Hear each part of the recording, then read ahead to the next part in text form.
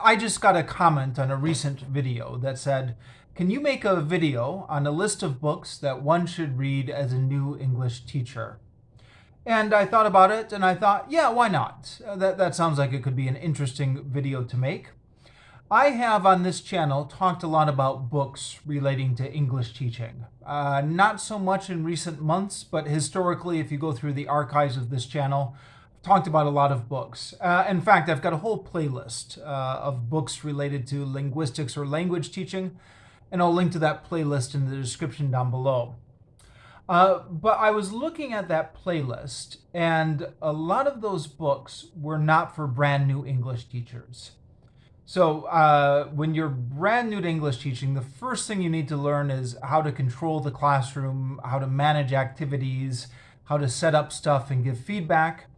And these were not that level of books. These were books for teachers who have been teaching for a few years, who already have control of the classroom and who want to experiment with different techniques or new ideas.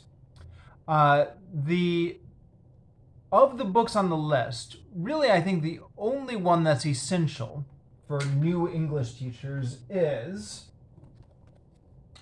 Learning Teaching by Jim Scrivener.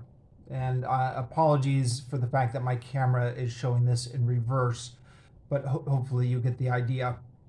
So this is a book that I would absolutely recommend for a new teacher. In fact, in an ideal world, before you started teaching, you would read this cover to cover. Then after you'd been in the classroom for 2 or 3 months, you'd read it again. Because there's a lot of stuff in here, and the first time you read it, you are not going to absorb it all. But then once you start teaching and you read it again, you'll pick up on a lot more useful stuff, and it will cement it in your memory. So absolutely, new English teachers, check out this book. And then I was looking at the list of the other books I've read and reviewed on this channel. And I was thinking, what else is absolutely essential for a new English teacher? And I was looking at that list, and I was looking at that list, and I thought, yeah, this is the only one on my list that is absolutely essential for a new teacher. The other ones are more about experimenting with new ideas for experienced teachers or just on linguistics generally. Now, as luck would have it, just so happens that there's another channel that I follow. It's at the moment it's called Celce-Murcia, although it recently changed its name because the guy who runs the channel is a British guy who just relocated back to Seoul as an English teacher. But he's a Celta tutor or a former Celta tutor who does a lot of videos related to English teaching. And just 4 days ago on his channel, he published a video, 10 essential books all new English teachers need. So I'll link to his video. I watched it. I haven't read all the books on his channel, but he is a guy I trust. He's a guy who knows his stuff. If he says this book was very useful for him, then I'm sure it was very useful. I'm not sure you need to read all 10 of those as a new teacher. I mean, that's a lot to get through in your first year of teaching, right? But go ahead, check out his video. Hopefully you'll find it useful.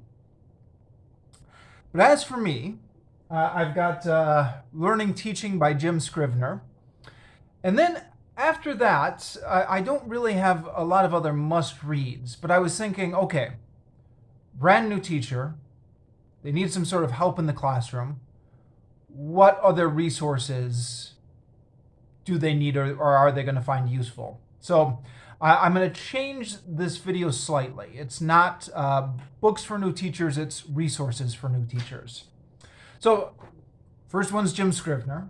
Then the next one is you will need some sort of grammar reference book. Now, you don't need to read it cover to cover. In fact, you'll probably have a difficult time reading it cover to cover, but you'll need a reference book on your shelf for when grammar questions come up.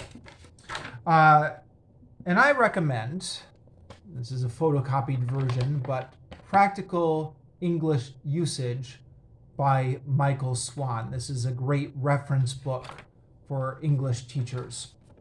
Now, I suppose that maybe I should talk about grammar briefly. A lot of people, when they're new to teaching English, panic about the grammar. They think, oh my God, I don't know any grammar. Where's the nearest grammar book? I need to learn it all right now. But actually, grammar is not the most important thing at this stage. The most important thing at this stage is learning how to set up and manage activities and give the students feedback on the activities and control the classroom interactions. That's priority number one. Learning grammar is going to be more of a long-term goal.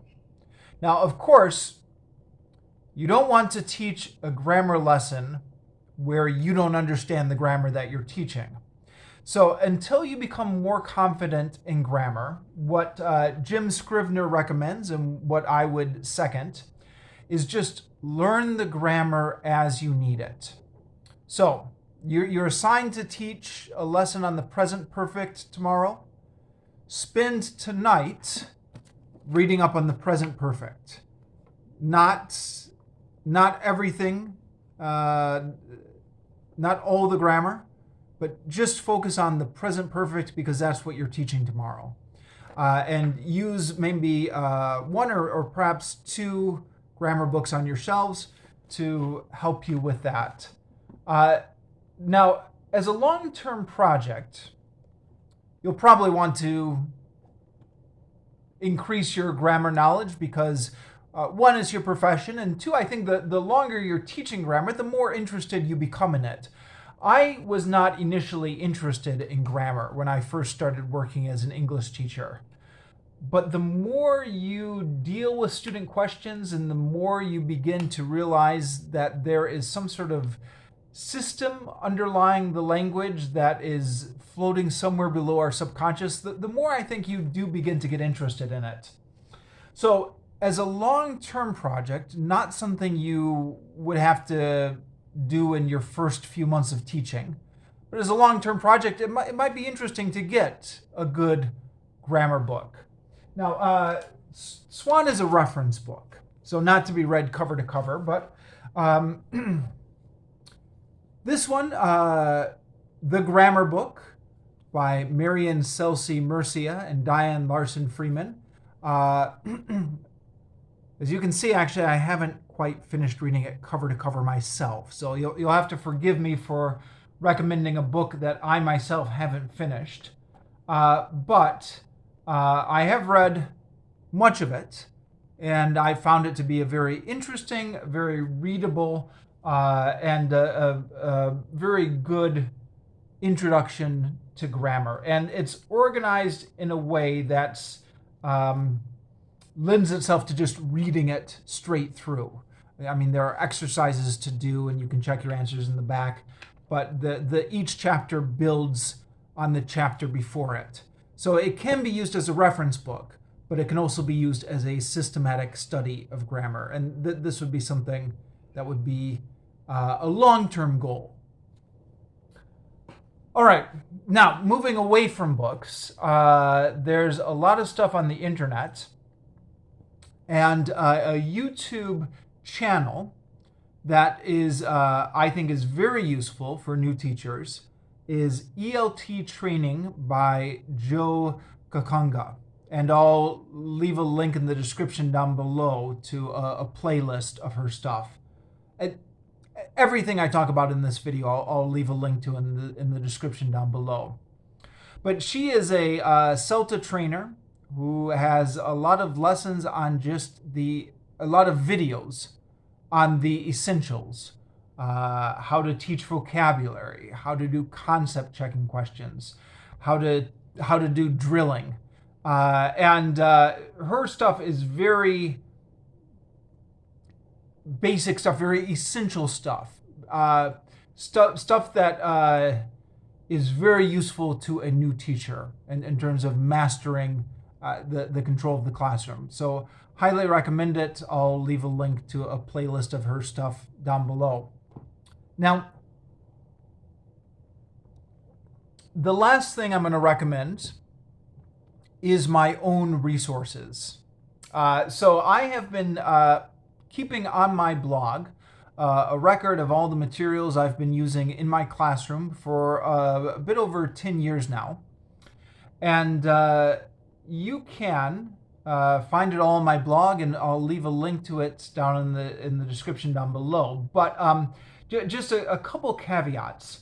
First of all, I post everything on the blog. So I use it kind of just as a way for me to keep a record of everything I've done. Which means that I don't necessarily curate it in terms of quality. Some of my best stuff is on that blog right with my worst stuff. But there is one thing I think is potentially useful for a new teacher, and that's my posts on lesson planning. Now, of course, I'm biased because I created this material, which means that perhaps I'm blind to the weaknesses in them. I like to think that everything is explained in a very easy to understand way, and all the links are intuitive in terms of where they are directing you. But I could be wrong. The intention was to make something that is useful for new teachers. And I guess how well I've succeeded at this is not for me to say. But I hope it's useful. And I'll link to it in the description down below. Now, I've divided it into, just to make sure that all the useful stuff is at the top. In my my index on lesson planning materials, I've divided it into the lesson planning essentials, which is the most useful stuff, and then just additional stuff, which is just additional stuff. But there are templates for how to stage a reading, listening, vocabulary, and grammar lesson, and then links to selected activities off of those templates, which I hope will be useful. And that's it. That's what I've got. So to sum up, Learning Teaching by Jim Scrivener. Some sort of grammar reference book, probably Practical English Usage by Michael Swan is the standard one. Possibly some sort of ongoing grammar study for the long term. The grammar book by Diane, Larsen-Freeman, and Celce-Murcia. And then I've got my own resources on lesson planning, which I will also link in the description down below. I hope that's useful.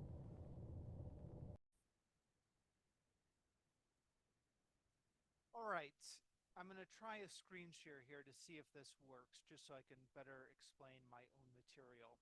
So this is the index I was talking about here with lesson planning, and I've got it divided into lesson planning essentials, which is the parts that I think would be most useful for a new teacher.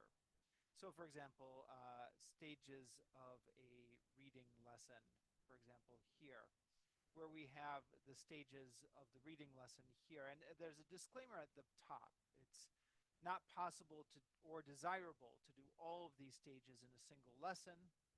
This simply represents range of options that can be used for a single text. And then we have various stuff here with some explanation on the links. So if you click here for lead-in, it gives you some more explanation or ideas for how to conduct a lead-in. And then similarly with the grammar lesson, there's the stages here, and then some links for activity ideas or more explanation. Not for everything, but for a lot of it. And then language practice activities for grammar, divided into controlled practice, semi-controlled practice, and freer practice, with some explanations about how to use them. I hope these would be useful for a new teacher just starting out, so feel free to use them.